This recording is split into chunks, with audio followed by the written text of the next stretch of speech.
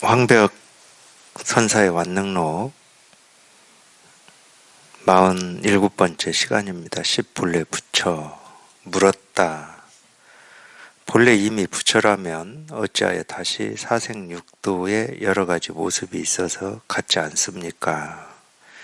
황벽이 말했다. 모든 부처의 바탕은 원만하여 다시 늘어나거나 줄어듦이 없으니 육도를 따라 흐르면서도 곳곳에서 모두 원만하고 온갖 종생의 부류 가운데 하나하나가 모두 부처이다.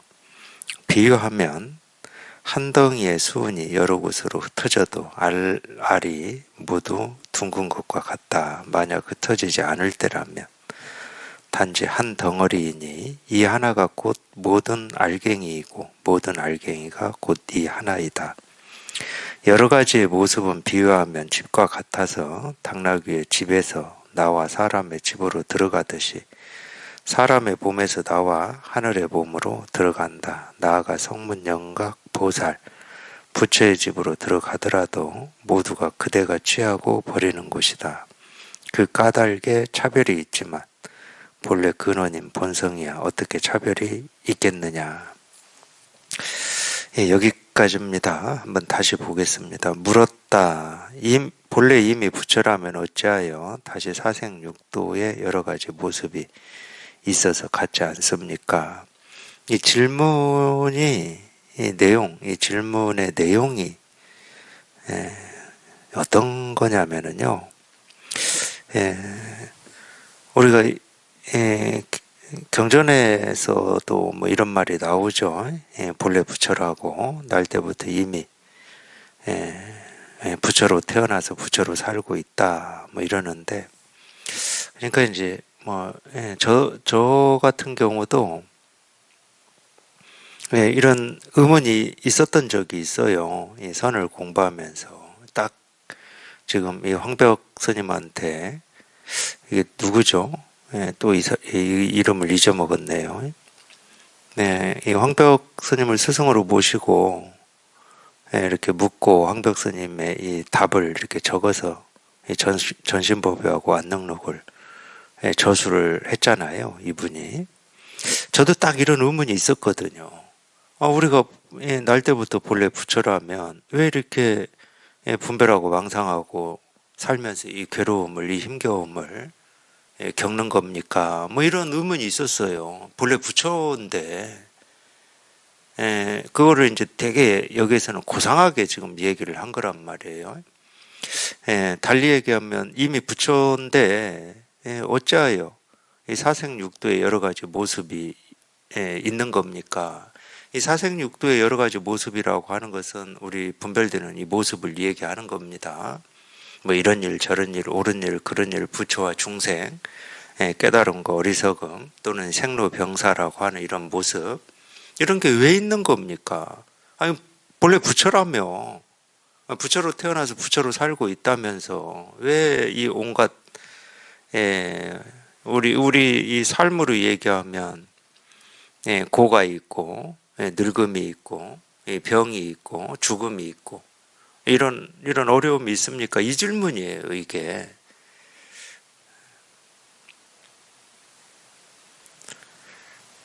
그러니까 이제 저 같은 경우도 그런 의문이 있었죠.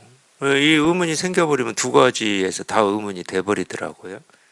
이미 부처다 이것도 의문이 돼버리고, 또 이 뒷말이 있잖아요. 이미 부처인데 왜 우리는 누구나 다 분별 망상 속에서 이렇게 번뇌를 겪고 힘겨움을 겪고 사는가 뭐 이런 거 뭐 이런 의문이 둘 다 있어 버리더라고요.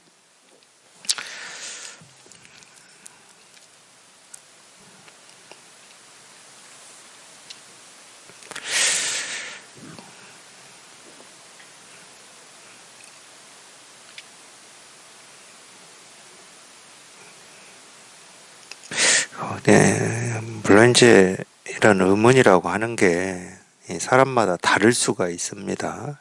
다를 수가 있는데 저는 공부하면서 그런 의문이 꽤 많았었나 봐요. 먼저 공부하신 이 선지식들의 이 가르침이 있잖아요. 뭐 선어록이라고 하던 이 법문 이 법문도 예, 뭐 그런 성향이었겠죠, 제가. 예, 이 공부하기 전에 이 삶이 그런 성향이었겠죠. 예, 그게 무슨 말인지 알아들어지지 않으면은 그냥 의문이 생기더라고요, 저는.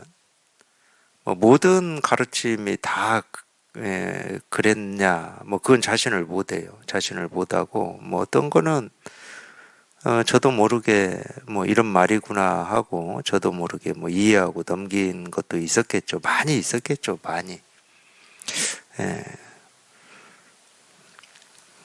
예, 성향일 수도 있습니다. 음, 그래서 그런 의문들이 뭐 그래도 이제 체험하고 우리가 공부를 한다 그러면은 의문이 있다 하더라도 그 의문을 뭐 내가 탐구하고 연구하고 어찌해서 해결할 수 있는 게 아니라고 하는 거는 뭐 스스로 아니까 그거는 그쪽 방향은 아니다. 그쪽 방향이 아니다. 그러니까 의문이 있어도 그냥 의문으로 그냥 새겨질 뿐이지 그냥 끙끙거릴 뿐이에요. 어느 누가 어떤 의문이 있으면 그 의문이 바로 밝혀지기를 바라지 의문을 안고 가기를 바라겠습니까? 끙끙거릴 뿐이고 또 뭐 이런 일 저런 일 뭐 보고 듣고 느끼고 경험하면서 지내다 보면 뭐 의문이 있는지 없는지 또 모르고 그러다가 또 다른 가르침에서 또 해결이 되지 않는 뭐가 있다 그러면 또 의문이 생기고 뭐 이랬던 것 같아요. 그래서 이제 제가 도반들하고 공부하면서 특히 이제 우리가 이제 선어록이나 선사들의 가르침 이런 거를 같이 공부할 때는 제가 공부하면서 의문을 가졌던 내용이다. 그러면 이제 제가 그런 얘기를 이제 해드리잖아요. 제가 굉장히 의문을 가졌던 내용입니다. 지금 이런 것처럼 이것도 한때는 굉장히 큰 의문이었어요, 저한테. 힘이 다 부처라며, 다 깨달은 부처라며. 그럼 깨달은 부처면 그냥 부처로 쭉 살면 우리가 이 고생 안 하고 다시 공부해서 뭐 이거를 뭐 체험하고 실감하고 확인을 해야 된다. 뭐 이런 거 안 해도 되잖아요. 그리고 뭐 또 이 갈증과 목마름을 해결하겠다고 뭐 이리저리 쏘다니면서 애쓰고 노력하고 뭐 이런 시간들을 겪지 않아도 되잖아요. 태어나서 부처로 살고 있다는데. 하여튼 그런 의문이었어요. 그런 의문이었는데 물론 이제 이런 의문이 해결이 되는 거는 당연히 이제 뭐 우리가 본래 부처다, 부처로 태어나서 부처로 살고 있다, 이제 이런 말들이 부처로 태어나서 부처로 살고 있다라고 하는 이 부처라고 하는 어떤 이 그림이나 이 이미지나 이 뜻을 자기가 취하고 있으면은 의문이 되는 거고 그 뜻이 사라지면 그 의문은 저절로 사라집니다. 본래 부처라고 하는 이 뭐라고 할 게 없는데 뭐라고 할 게 없으면 왜 부처로 태어나서 부처로 살고 있는데 이 분별하고 망상하면서 이렇게 번뇌 속에 시달립니까? 이 말이 성립이 안 돼요.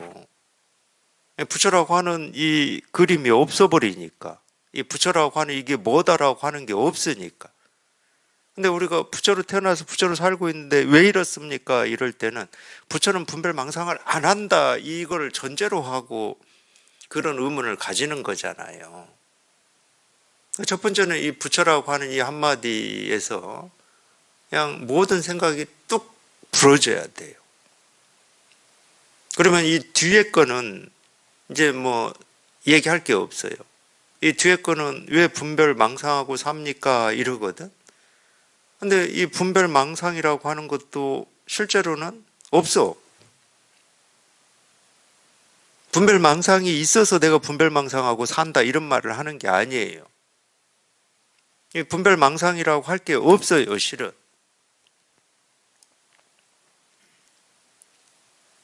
이 첫 번째 것만 해결이 나면 돼요. 이 부처다, 이 부처라고 하는 이 한마디에서 그냥 생각이 한번 뚝 부러져가지고 뭐라고 할 게 다 사라져버리면 그런 의무는 저절로 없어지는 거거든. 그러면 이제 나머지는 이제 이렇게 술술 풀립니다. 그냥 술술 다 돼요. 아니, 부처라고 하는 게 어떤 거라고 따로 있는 게 아니고, 만약에 우리가 천번 만번 물러서서 만약에 이 부처라고 하는 게 있다 그러면은 어떻게 있냐? 우리가 분별이고 망상이고 차별되는 모습이고 차별되는 소리고 색깔이라고 하는 그 하나하나에 저절로 다 드러나 있어요. 그러니까 우리 분별 망상하는 그 하나하나에 이 부처라고 하는 게 다 드러나 있어서 분별 망상과 부처라고 하는 것은 둘이 될 수가 없어. 그러니까 본래 부처인데 왜 분별 망상하고 삽니까? 이 말이 성립이 안 되는 거야. 분별 망상하고 산 적이 없어. 중생에 병이 없다니까요.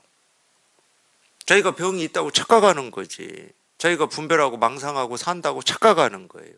나는 이 부처로서 살아야 되는데 왜 본래 부처로 태어나서 부처로 사는 것은 병도 없고 번뇌도 없고 고통도 없고 삶의 힘겨움도 없으니까 내가 부처로 살아야 돼. 부처로 살아야 되는데 왜 부처로 못 사는 겁니까? 지금 이 의문을 가지고 있는 거거든. 근데 부처로 살아야 된다라고 하는 이 부처라고 하는 이 말에는 그런 뜻이 없습니다. 분별도 안 하고 분별을 벗어나 있고 이런 뜻이 없어요. 이런 뜻이 있으면 이 부처라고 하는 이 한마디가 텅 비고 깨끗할 수가 없죠. 진짜 부처가 될 수가 없는 거예요. 내가 그리고 있는 부처, 내가 생각해내고 있는 부처, 그건 될 수 있을지 몰라도 이 부처의 이 참뜻, 뭐라고 할 게 아무것도 없는 이 열반, 정멸, 해탈이 될 수가 없는 거예요. 그러니까 이미 부처를 분별하고 있고 사색육도를 분별하고 있는 겁니다. 부처를 분별하고 사색육도를 분별하면 이 근본이라고 하는 이게 있고 이 현상이라고 하는 이게 있다. 이렇게 되는 거예요.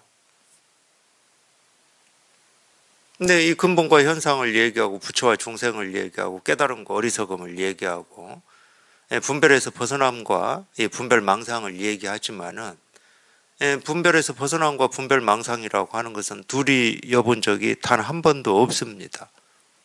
둘이 될 수가 없어요.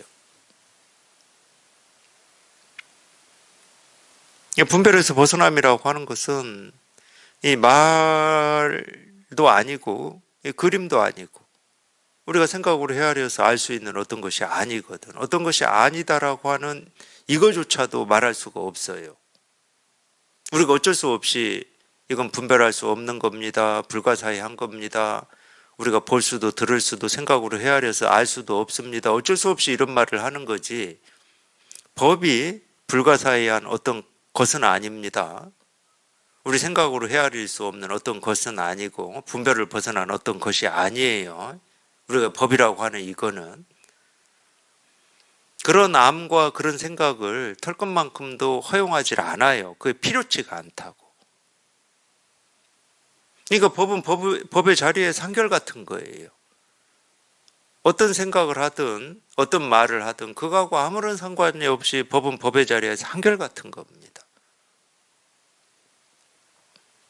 근데 이 법의 자리에서 한결같은 이 법이라고 하는 게 만약에 천번 만번 양보해서 만약에 드러난다 그러면은 우리가 눈으로 보고 귀로 듣고 냄새 맡고 맛보고 느끼고 우리 생각으로 헤아리는 이 모든 곳에 그 모든 곳이 우주 삼라만상이거든. 보고 듣고 느끼고 경험하는 이 모든 것이 우주고 그게 세계거든요. 드러난다 그러면 거기에 드러나 있는 거죠. 제가 근데 왜 이걸 만약에라고 하냐? 이것도 말이기 때문에 모습에 드러난 법이 있다고 할 수는 없잖아. 이거 보이고 들리고 경험되는 게 아닌데. 우리가 모습이나 소리, 색깔은 보고 듣고 느끼고 경험한다 이런 말을 쓸 수가 있어요. 그런 말을 쓸 수가 있어. 분별이 되는 거니까. 근데 모습도 없고 말도 아니고 분별할 수도 없고 알 수 없는 이거는 보이지도 않고 들리지도 않고 느껴지지도 않고 생각으로 헤아려서 알고 모르고 할 수 있는 게 아닌데 이런 사물에 드러나 있다. 어떻게 그렇게 자신 있게 확신할 수가 있어요? 이 사물에 드러나 있다 이 말은 사실을 얘기하는 게 아닙니다. 이 설법은 어떤 역사적인 사실이나 객관적인 사실을 얘기하지 않아요. 이제 이 점 때문에 오해들을 많이 하시더라고. 물론 이제 그렇다고 제가 법문하면서 어떤 역사적인 사실을 얘기하고 막 이럴 때 엉터리로 하는 거 많이 있잖아요. 잘못 알아서 엉터리로 얘기하는 것도 있고, 기억의 오류 때문에 엉터리로, 그것도 뭐 잘못 아는 거지. 기억의 오류라고 하는 것도. 그래가지고 무식하다는 말 많이 들어요. 유튜브 댓글 이런데.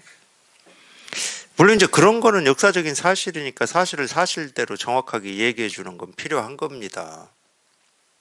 그렇다고 하더라도 이 설법이라고 하는 것은 어떤 이게 객관적인 사실이다. 이거를 얘기하고 싶어서 설법을 하는 게 아닙니다. 비록 그게 객관적인 사실이다 하더라도 그 사실을 가지고 진짜 전하고 싶은 거는 모습 없고 알 수 없는 이거 하나 전하고 싶어서 객관적인 사실, 역사적인 사실을 얘기하는 거거든. 그러니까 어떤 때는 사실 아닌 것도 그래서 얘기해요. 만들어서도 하잖아요. 말이라고 하는 게 그런 거잖아. 막 만들어서도 하잖아. 예를 들어서 백장 스님이 백장어록에 나오는 뭐 백장여우 같은 거.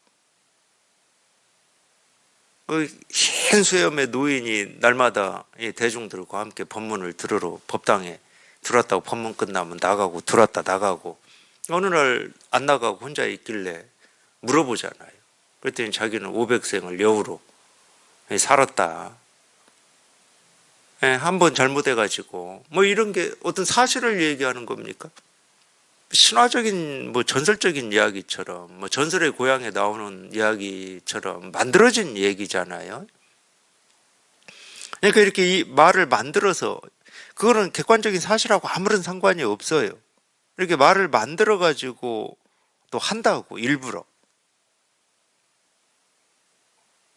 그건 당연히 그런 말로 가르치고 드러내고자 하는 이게 있기 때문에 그러는 거예요. 이게 있기 때문에 이거 하나 보여주고 이거 하나 가르치고 싶어서 그러는 겁니다. 뭐 우리가 어떤 이 선문공안이나 이런 걸 보면은 꼭 이 사실만 가지고 얘기하는 게 아닙니다. 그러고 보면 참 이야기들도 잘 만들어내 보면은 어쨌든 마찬가지예요. 이 하나하나의 모습에 조금도 부족함 없이 이 실상이 다 드러나 있다. 이 말이 어떤 사실을 얘기하는 건 아니에요. 사실이다 그러면 드러나 있다라고 하는 그 법을 우리가 확인을 해야 될 거 아니야. 어떤 건지. 사실이다 그러면 과학적으로 증명이 돼야 될 거 아니에요. 뭐 의학적으로 증명이 되든 뭐 과학적으로 증명이 되든 논리적으로 증명이 되든 증명이 돼야 되잖아요.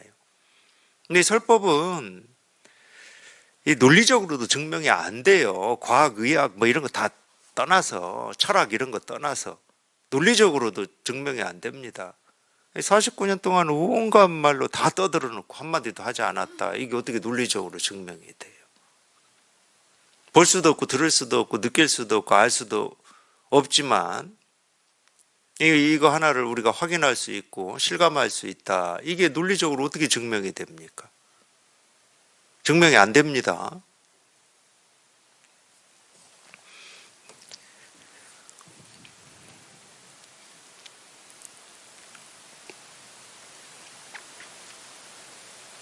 사생육도의 여러 가지 모습이 있어서 같지가 않다. 이 차별되는 이 모습, 차별되는 이 세상으로 여러 가지로 왜 이렇게 드러나느냐. 이미 부처라면서. 그러니까 아직 이 차별되는 이 모습으로 소리로 색깔로 드러나는 이 하나하나가 그냥 우리가 흔히 얘기하는 분별할 수 없는 이것의 이 모습이고 이것의 마음이고 이것의 소리임이 이렇게 분명치 않으니까 이제 이런 의문이 있는 거예요. 아니면은 반대로 이 부처라고 하고 깨달음이라고 하고 법이라고 하고 도라고 하는 것이 이렇게 따로 있는 것처럼 느껴지기 때문에 이런 말을 하는 겁니다. 대표적인 게 그런 거예요. 우리가 이제 이런 공부를 하시면서 어쨌든 이 분별에서 벗어나는 이런 체험 경험을 이렇게 한번 하셨다고 치자고요. 여기 이렇게 통하는 체험을 하셨다고. 여기 이렇게 통하고 이제 이 모든 문제가 모든 번뇌가 다 사라져서 깨끗해가지고 이제 사는데 더 이상 번뇌가 없고 문제가 없고 경계에 부딪히지 않을 것 같은 뭐 그런 생각이나 느낌이 있잖아요. 근데 일상생활에서 보면은 자기 그런 기대와 그런 생각하고 완전히 이 배치되는 일들이 벌어져 버린단 말이야. 그냥 어떤 일에는 그냥 자기도 모르게 훅훅 그냥 끌려가가지고 번뇌가 있고 원망이 있고 미움이 있고 자기를 내세움이 있고 남을 비하함이 있고 그럴 거란 말이에요. 그러면 우리 흔히 생각하는 게 그거잖아요. 이렇게 공부도 하고 이 법이라고 하는 걸 이렇게 체험을 내가 했는데 왜 이런 일이 벌어지지? 왜 이런 차별되는 이런 경계들이 나를 괴롭힐 수 있지? 이럴 거잖아요. 그 말하고 똑같은 거예요.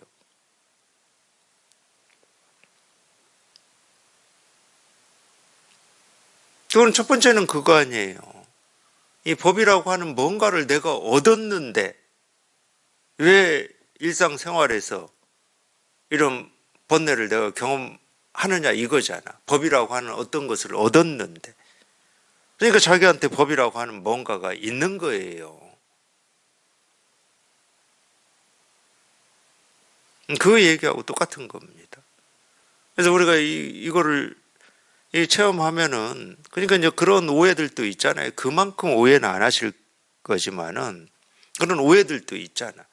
이제 이걸 체험하면 생각도 없고, 느낌도 없고, 감정도 없고, 뭐 이럴 거라고, 오해들도 하시고, 또 두 번째는, 금방도 얘기했지만, 이제는 이제 더 이상 내가 이 삶 속에서 어떤 걸 보고 듣고 느끼고 경험한다 하더라도, 이 번뇌에 시달리지 않겠구나. 이것도 오해입니다.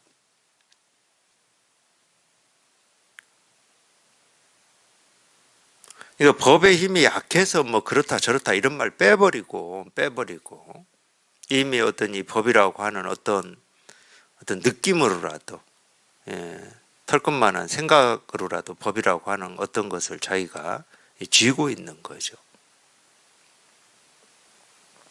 법은 우리가 쥐어서 쥐어질 수 있는 어떤 것이 아닙니다. 법이라고 하는 게 드러난다 그러면 자기가 지금 자기를 괴롭히는 일이라든지 어떤 대상이라든지 거기에 법이 드러나 있는 거지. 근데 자기가 그 일에 분별을 해버리니까 이 일이 나한테 번뇌를 준다 이러는 거지. 그 일은 자기한테 번뇌를 주는 게 아닙니다. 실제로는 그 일은 나한테 번뇌를 주기 위해서 생겨난 어떤 일이 아니에요. 자기가 체험했다고 하고 자기가 실감했다고 하는 이 모습이 아니고 분별일도 아니고 우리가 생각으로 헤아려서 알 수 없는 이거 하나를 그 모습으로 그 일로 그 경험으로 드러내고 있을 뿐이지 어떤 번뇌를 주고 미움을 주고 원망을 주는 그 대상이 아닙니다. 그 차이밖에 없어요. 그러니까 여러 가지 모습으로 이렇게 차별이 왜 되는 겁니까? 이런 생각이 없어. 그러기 때문에. 분별의 눈으로 보면은 이 모습이 다 차별이 되죠. 소리도 다 차별이 되고. 그건 자기가 분별하기 때문에 차별이 있는 거지. 이 세상이 차별 세계다.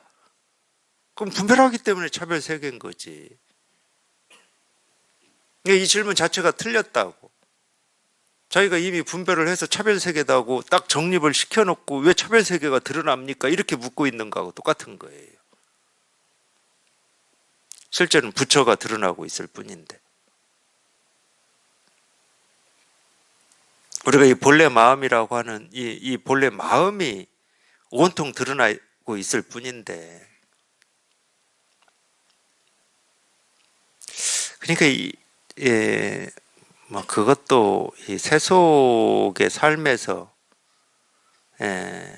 온 거겠지만 희한하게 종교는 보면은 뭐 미사를 하거나 뭐 이렇게 인도에서도 그랬어요.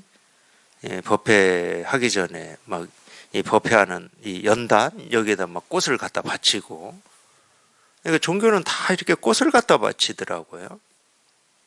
저는 그 이유를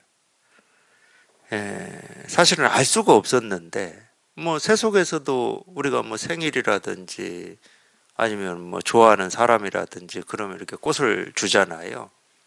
꽃이 이쁘니까 꽃을 주나 뭐 이유를 잘 몰랐어요. 근데 세속에서는 제가 그 이유 알고 싶지 않고, 그거는 뭐 인연 따라서 그냥 꽃 주고 싶을 때 꽃 주면 되는 거고, 종교에서는 이건 제 나름의, 제가 지금까지 이렇게 공부하면서 제 나름의 뭐 생각이라고 해도 좋은데 비슷해요. 이 꽃이라고 하는 거하고 이 세상이라고 하는 게 비슷해. 그러니까 우리가 이 분별할 때는 세상이 정말로 생로병사죠. 번뇌, 뭐, 또 뭐라고 그러죠? 우리 뭐 유교에서는 오욕칠정이라고 그러죠. 이 세상이 오욕칠정의 세상입니다. 분별할 때는. 이 생로병사의 세상이고. 그러니까 당연히 우리 삶은 오욕칠정의 삶이고, 이 생로병사의 삶이다. 뭐 이렇게 얘기할 수 있겠죠. 우리가 분별하니까. 근데 이 분별에서 벗어나 버리면은 이 세상은 그냥 정말로 이 거대한 이 꽃 한 송이에요. 꽃 한 송이. 이 꽃이 피어난 이게 세상이라니까. 그냥 온갖 색깔, 온갖 모습으로 그냥 알록달록, 그걸 장엄이라고 그러잖아. 불교에서는. 이 장엄이라고 하는 것은 달리 얘기하면은 이 법의 모습으로 이렇게 다 치장이 돼 있다고 해야 되나요? 이 법의 모습으로, 그러니까 이 꽃의 모습으로 다 치장이 돼 있다 이 말이거든. 저희가 이 분별에서 벗어나서 한번 이렇게 탁 깨어나 보면은 정말 이 세상은 그냥 한 송이 꽃이라니까. 그게 비슷해요. 우리 봄에 꽃이 피어날 때 보면은 그런 모습이잖아요. 물론 그래서 꽃을 공양하고 꽃을 꼽고 뭐 이러는지 뭐 그건 제가 몰라요. 근데 좀 비슷하더라는 거예요. 비슷. 충분히 그렇게 얘기할 수 있겠다. 그러니까 있다 그러면 저희가 경계라고 하고 번뇌라고 하고 원망 미움이라고 하고 대상이라고 하는 거기에 자기가 실감하고 체험한 이 진실, 이 법, 이게 이렇게 다 드러나 있고, 그냥 드러나 있다고 할 필요도 없어. 그냥 자기가 보고 듣고 느끼고 경험하는 이 하나하나가 정말로 털끝만큼도 티끌만큼도 예외 없이, 예외가 없습니다. 우리 마음은 예외가 없어요. 그러니까 예외가 없기 때문에 어떤 때는 이게 비정할 수도 있고 칼날 같다고 할 수도 있어요. 왜냐하면 인간적이다라고 하는 것은, 세속에서 우리가 인간적인 정의라고 하는 것은 이게 좀 예외가 있어야 되거든. 세속의 삶에서 정말로 이 딱 어떤 원칙이 있어서 이 원칙에서 털끝만큼도 어긋나지 않고 그냥 이 길만 그렇게 걸을 수 있는 사람이 있는지는 모르겠지만, 그걸 지키려고 하면은 인간미가 없다고 그러잖아요. 그러니까 이 원칙을 이렇게 운용하는데 조금 이렇게 이 상황에 따라서, 인연에 따라서 이렇게 조금 왔다 갔다 이렇게 해야 인간미가 있다고 그러잖아요. 이제 여기에 익숙해진 입장에서는 우리가 이 법이다, 이 법이라고 하는 것은 정말로 털끝만큼도 예외가 없다, 칼날 위를 걷는 것과 같다, 이런 면으로 느껴지면 굉장히 이렇게 비정하다 이렇게 느낄 수도 있다니까. 충분히 비정하다고 느낄 수가 있습니다. 대표적인 때는 어느 때냐면은, 그래도 이제 공부하면서 산다 하더라도 우리가 이 세속에서 이런 저런 일을 겪으면서 마음도 아프고 뭐 미움도 있고 원망도 생기고 충분히 그럴 수 있잖아요. 또는 지금까지 살아온 자기 성격이나 이 버릇 것을 좀 위로받고 싶기도 하고 뭐 이럴 수 있잖아요. 근데 이 공부의 입장에서 보면은 그건 다 쓸데없는 짓이거든. 그냥 다 칼로 쳐서 뿌리째 뽑아내야 되는 일이거든. 거기에 흔들려 버리면은 이 공부를 할 수가 없으니까. 근데 그런 게 이렇게 느껴질 때, 그런 게 느껴질 때는 참, 우리가 이 선사들도 옛날에 선사들도 그런 표현을 했는데 정말 이 칼날 위를 걷는 것과 같다 이제 이런 표현을 했어요. 꼭 그 측면만 있지는 않습니다. 그럼 뭐 비정하면 이 측면만 있는 건 아니에요. 근데 이제 그런 측면도 느껴질 수도 있다. 근데 예외는 없어요. 우리가 보고 듣고 느끼고 경험하는 그 어떤 것도 이 마음에서 벗어날 수 있는 건 없습니다. 있을 수가 없지. 어떤 물결도 물에서 벗어날 수가 없잖아요. 물에서 벗어난다는 말이 성립이 안 되잖아. 어떤 물결도. 그러니까 그런 비장함도 있지만은 실제로는 너무 자연스러운 거고 당연한 거예요. 어떤 물결이 물에서 벗어날 수가 있습니까? 하나만한 말이라니까. 예외가 없다, 당연하다 이런 말이. 하나만한 말이야 이게. 너무 당연한 거예요 가지고. 근데 이제 그만큼 거기에 이렇게 익숙해지기까지는 그런 감정도 느낄 수 있고 뭐 그렇다는 거죠. 익숙해져 보면은 뭐 너무 당연한 거잖아요. 우리가 뭐 예외를 따질 필요도 없고 법을 따질 필요도 없고 이 차별되는 세상을 따질 필요도 없습니다. 그냥 차별된 세상 그대로가 이 법의 모습인데, 그러니까 이 세상은 이 법 하나를 온갖 모습으로 장식하고 있는 겁니다. 그 이 세상만 그러는 게 아니에요. 우리 개별 개별의 이 몸이나 이 몸을 가지고 사는 이 삶이 다 그런 겁니다. 그러니까 여기에는 개별이 없다니까. 개별이 있을 필요가 없어요. 개별이 있다 그러면 어떤 개별이 느낌으로 치면 어떤 개별이 있냐면 아까 제가 꽃 얘기했잖아요. 이 꽃이라고 하는 게 이 하나의 모습으로만 되어 있지는 않잖아. 이 꽃을 구성하는 이 정말로 이 수많은 것들이 있습니다. 꽃잎만 있지 않잖아. 꽃잎도 있고 색깔도 있고 색깔도 뭐 알록달록 다 다를 거고 한 송이 꽃이다 하더라도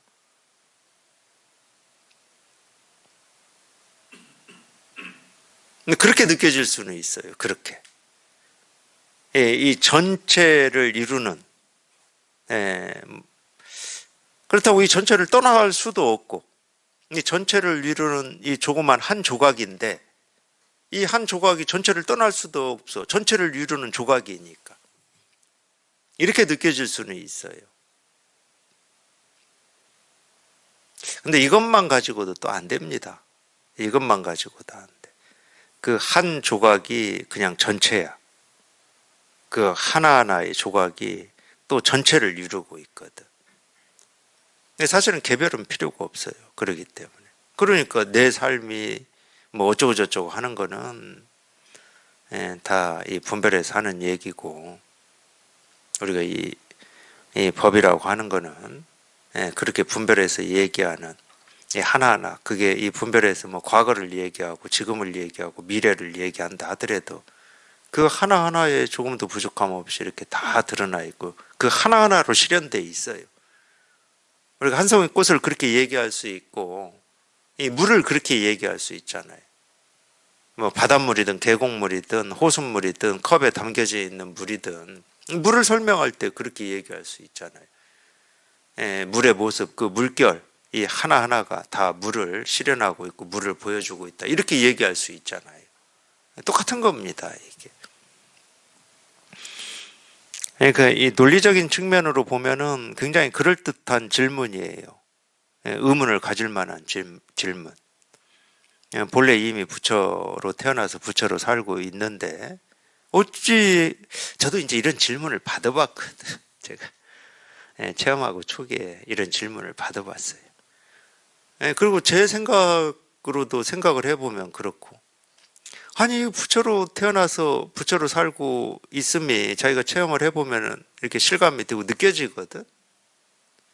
근데 어쩌다가 어느 순간부터 이 분별망상에 익숙해져 가지고 이렇게 분별망상 속에서 우리가 이런 삶의 이 힘겨움과 고통을 겪는가. 이런 얘기는 또 이제 두반들하고 같이 공부하다 보니까 어느 때도 또 이렇게 경험되냐면은, 예, 자식이 시집 장가 가서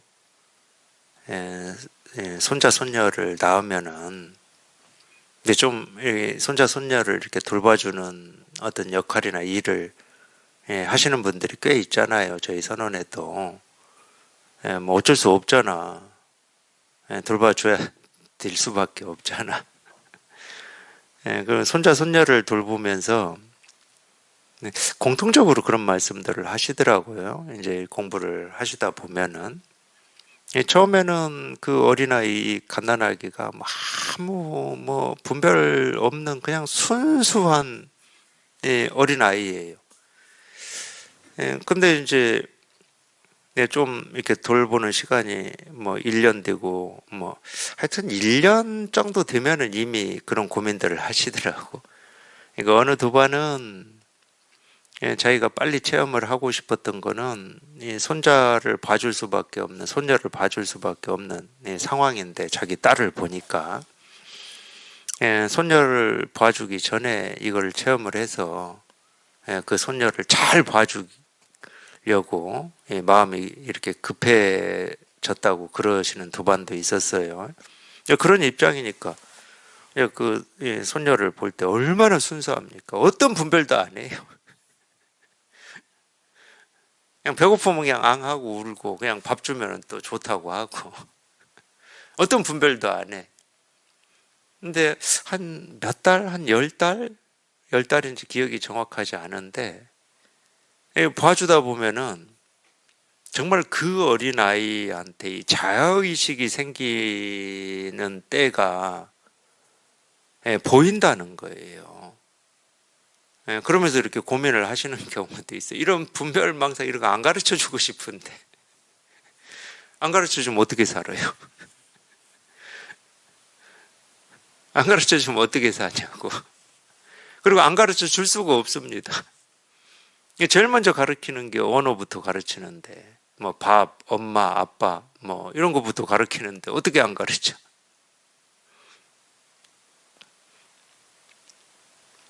그러니까 그런 얘기도 있잖아요. 어느 노스님이 어린 동자하고 둘이서만 암자에 살고 살고 있었던 이야기 있잖아요.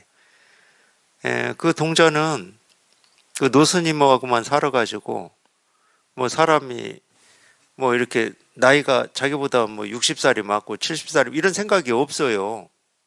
한 번도 그걸 얘기해 준 적이 없으니까. 그러니까 그 노스님하고 반말한다니까, 반말. 밥은 먹었냐? 이렇게 반말을 해요.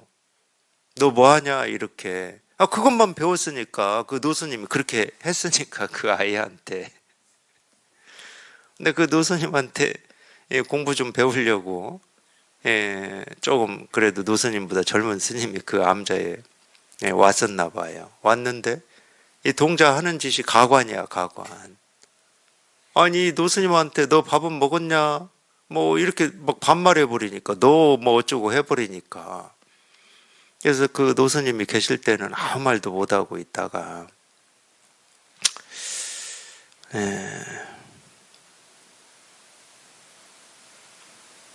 좀 우리가 공부하면서 좀 그런 마음가짐도 좀 필요해요. 자기 생각으로는 이게 말도 안 되는 이 불합리한 어떤 상황이고 불합리한 행동이다 하더라도 어쨌든 자기가 이 노스님한테 이 공부를 배우러 왔잖아요. 그럴 때는 이 자기 생각으로는 도대체 이게 불합리한 일이다 하더라도 그거에 대해서 일단은 이 자기가 이렇게 좀 접을 필요가 있는 겁니다. 내가 모르는 어떤 뜻이 있겠지. 이 노스님한테 하고 자기 걸 좀 접을 필요도 있어요. 이런 마음가짐도 좀 필요해요. 공부할 때는. 물론 이제 뭐 저를 얘기하자 그러면 저는 제 스승님한테 무조건 그러죠. 무조건 그럽니다. 이거는 그냥 무조건. 그리고 그 뜻이 뭔지 제가 알 필요도 없어요. 저는 제가 그 뜻이 뭔지를 제가 알 필요가 없어. 그거를 안다 해가지고 제가 뭐, 그래서 그랬구나. 이렇게 납득이 되고 이해가 되면 받아들이고 이해가 안 되면 안 받아들이고. 그게 스승이겠습니까? 그게 부처님이겠어요? 자기가 납득이 되면 받아들이고 납득이 안 되면 안 받아들일 거면서 뭐 하려고 하려고 그래. 그러니까 저는 그런 마음이 없어요. 제 스승님한테는.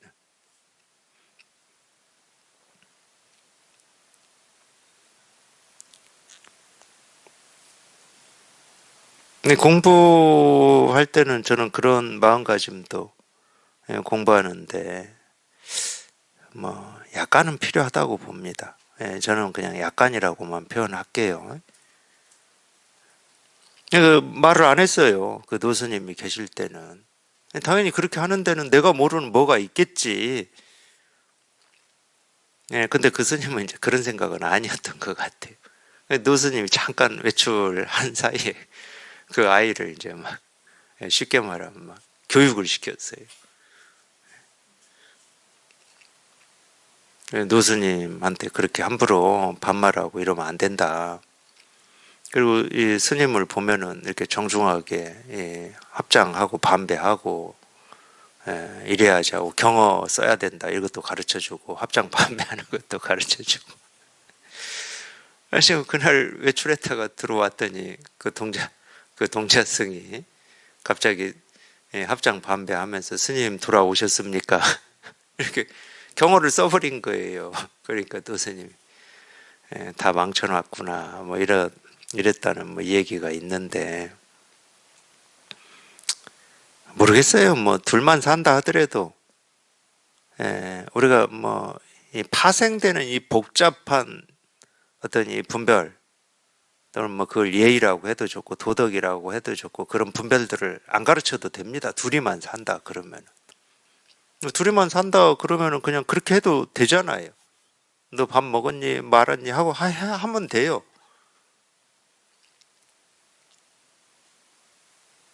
그러니까 최소한의 분별만 이렇게 가르치고 살아도 뭐 살 수 있겠죠.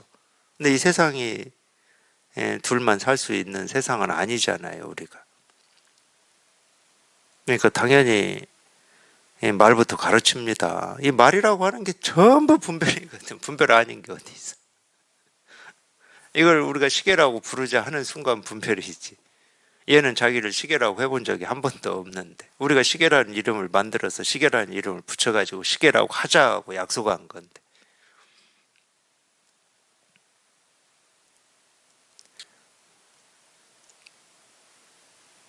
굳이 얘기하면 이런 분별을 안 하고 살 수가 없어요. 네, 우리가 이 몸을 유지하는 데는 이 분별을 안 하고 살 수가 없습니다.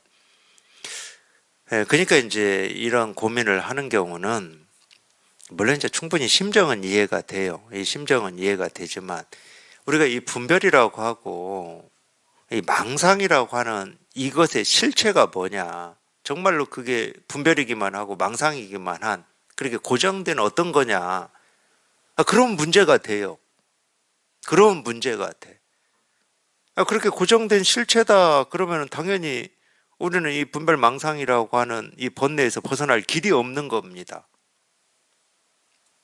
진짜 그렇다 그러면 벗어날 길이 없죠.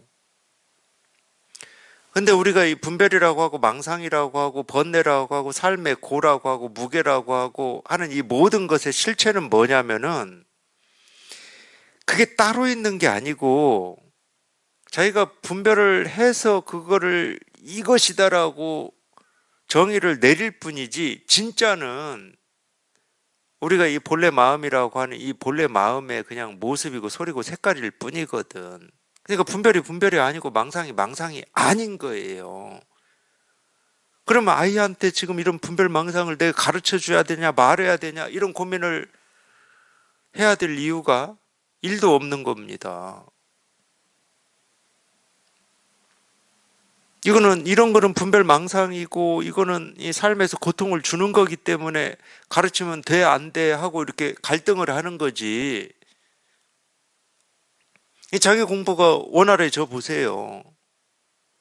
물론 우리가 그런 언어를 빌어서 쓴다 하더라도 이 사람들이 그걸 분별이고 망상이고 고통이고 삶의 어려움이고 힘겨움이라고 하니까 그 언어를 빌어서 쓴다 하더라도 고의 실체라고 하는 거는 그냥 이 일이에요. 이거예요, 이거.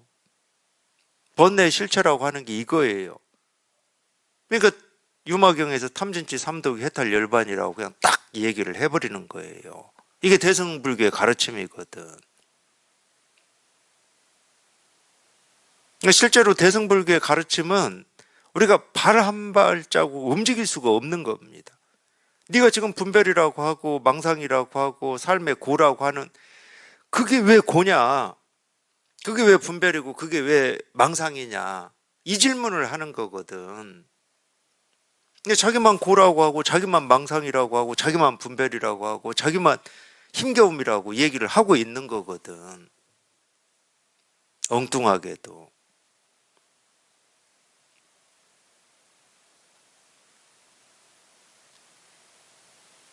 대승불교의 가르침은 딱 그거예요. 그러니까 이 대승불교의 가르침을 제대로 배운다 그러면 우리는 한 발자국도 움직일 수가 없다니까. 뭐라고 할 수가 없어요. 무슨 말을 해?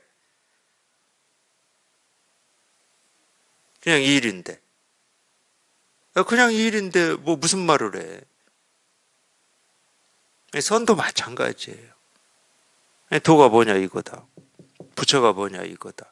한 발자국도 움직일 수가 없는 거지.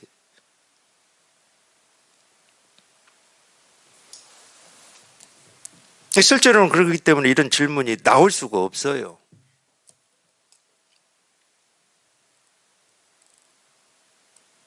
그냥 보고 듣고 느끼고 경험하는 하나하나가 그게 번뇌든 즐거움이든 뭐든 그냥 일 아닌 게 없다.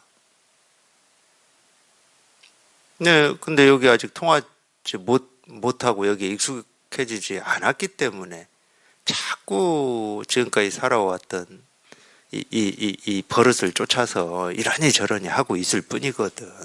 그게 망상이에요. 그게 망상이야, 그게. 이거 하나가 이렇게 분명하면 이런 질문은 저절로 사라지는 겁니다. 이런 질문은 그냥 사라지게 돼 있어요. 이거 하나가 이렇게 분명하면.